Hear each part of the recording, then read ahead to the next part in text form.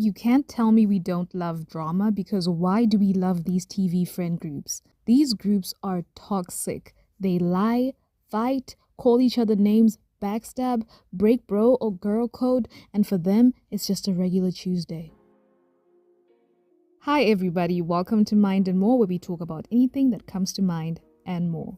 Just in case you've never thought about it, today, in 5 minutes, I'm going to prove to you how our favorite TV show friend groups are actually very toxic. The first one is Friends. The group is made up of Rachel, Ross, Monica, Chandler, Joey, and Phoebe. Since we're talking about toxic people, of course I'm going to start with Ross. Ross dated Chandler's ex, Janice, and Joey's ex, Charlie, without telling either of his friends beforehand. He also kissed Chandler's mom, which is so strange and beyond breaking bro code. Ross and Rachel's breakup created tension, forcing the rest of the group to feel like they had to pick sides. Ross dated Rachel's sister. Chandler kissed Joey's sister. He also once kissed Joey's girlfriend. They all fat-shamed Monica. Joey kept on borrowing money he doesn't give back. Phoebe was in the habit of insulting Chandler. Actually, she'd insult everyone. Phoebe was also in the habit of bringing up her unfortunate childhood to get herself out of situations. Joey proposed to Rachel while she was pregnant with Ross's baby. It was a selfless act on Joey's part, but the Ross-Rachel-Joey dynamic was insane. Honestly, this list could go on forever, so let's move on. Gossip Girl. Here we have Serena, Blair, Nate, Dan, and Chuck. I struggle to even call these people friends, but anyway, they had proximity to one another and interacted, so that's enough. There was jealousy and competition between Blair and Serena. Serena slept with Nate while he was still dating Blair. Blair bullied everybody. Nate's best friend Chuck dated Blair, but then Chuck traded Blair for a hotel. Chuck was a manipulative creep who once tried to assault Serena and also Dan's little sister Jenny.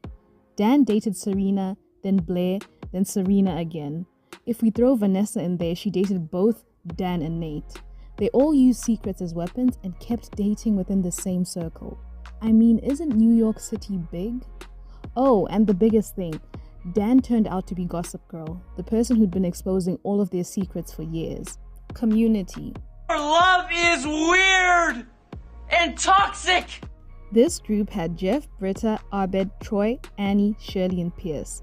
This may be the least toxic group compared to the others, but they have their issues. Initially, Jeff was constantly manipulating the group. Jeff and Britta were secretly hooking up, and Jeff kissed Annie while he was secretly hooking up with Britta. After Britta's situationship with Jeff, she dated Troy. Again, why can't these people date outside the friend group? Pierce was always making racist and sexist jokes. Speaking of Pierce, the rest of the group would sometimes isolate him. They would call both Pierce and Shirley old.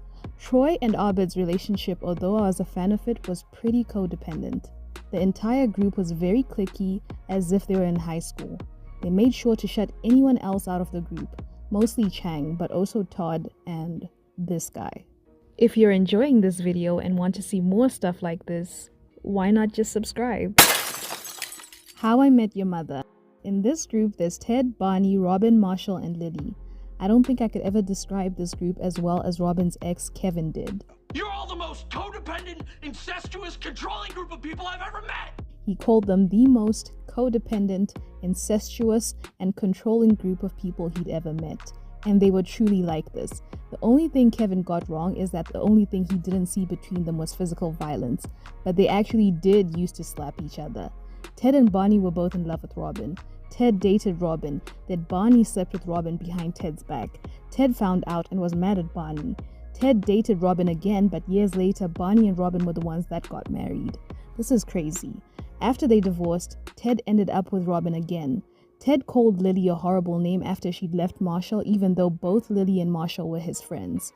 Lily used to sabotage Ted's relationships when she didn't approve of his girls. Oh, and Barney kissed Ted's mom and was constantly making inappropriate comments to Lily in front of her husband and his best friend, Marshall. Lastly, girlfriends. Here we have Joan, Tony, Maya, and Lynn. For starters, Maya was very comfortable calling the rest of the girls heifers, but that was the least of their problems because they would say mean things to each other all the time. Maya was also pretty unprofessional when she worked for Joan. All the girls used to exploit Joan's kindness. Joan was self-centered though. She was insanely jealous when Tony got engaged to Todd. Lynn used to freeload off Joan, but Toni was particularly ungrateful. Toni was pretty selfish in general, and she was the most blunt out of all the girls. She could never remember Maya's son's name, calling him things like Jumanji and Jimboree when his actual name was Jabari. Toni once showed up with Joan's ex to Joan's birthday party. She tried to seduce Joan's recovering sex addict boyfriend. She also once went as far as to slap Joan. What the actual hell? I can never be friends with someone after all of this. They were basically nasty to each other all of the time, and I don't understand why they were even friends.